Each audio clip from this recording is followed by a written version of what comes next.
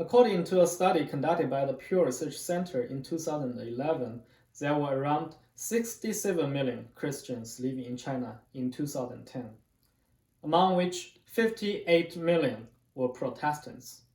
If we take into consideration that there were only 1 million Protestants in China when communists took power in 1949, then the 2010 figure sounds really fascinating. However, although Protestantism in China has been booming for decades, it has not received enough attention in American public. Today I'm going to talk about the recent development of Protestantism in China. I am a Protestant Christian from China. I myself have personally witnessed this development. Besides my personal experience, I have been keeping up with updates from academia and the media on this topic. Since the Trump administration, China has been viewed as a strategic competitor by the United States, according to Tallies in 2019.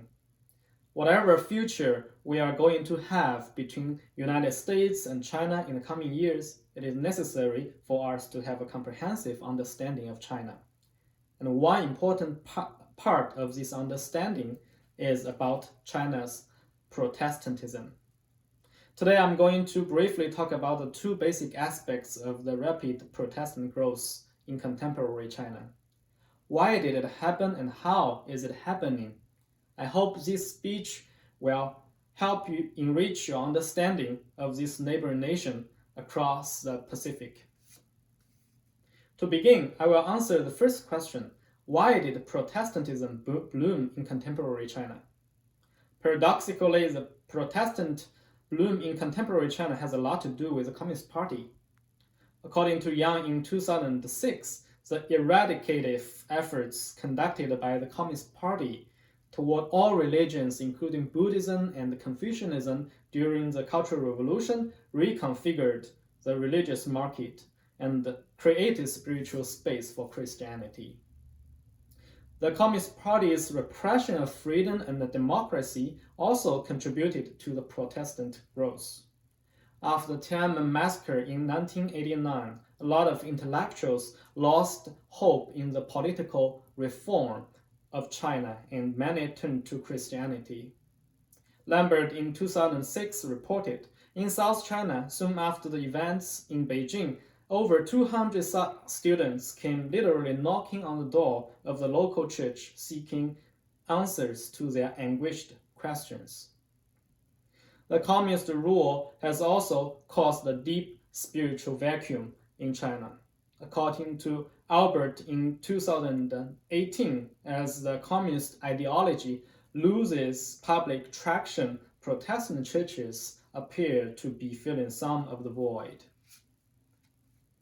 With this historical background, let's ask the second question. What is the current situation of Protestantism in China?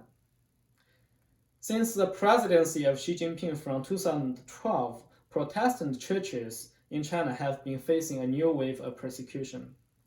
According to the Freedom House report in 2017, by mid-2016, crosses have been removed from the rooftops of at least 1,500 churches, and 20 churches had been demolished. However, despite the raised persecution, Protestant churches continue to grow in quantity and quality. My church back in China doubled her membership in the past 5 years, and many more churches are actively seeking growth in theology and the church government. Paradoxically enough, Protestant churches have found a way to survive and flourish under the communist rule. As Johnson in 2017 has summarized, Protestantism has become a dynamic part of China's religious landscape. This is what the current situation of Protestantism in China looks like. It is growing under persecution and is becoming an integral part of Chinese spirituality. In this process, Protestantism is also becoming part of China's future. For this reason, America should pay more attention to this development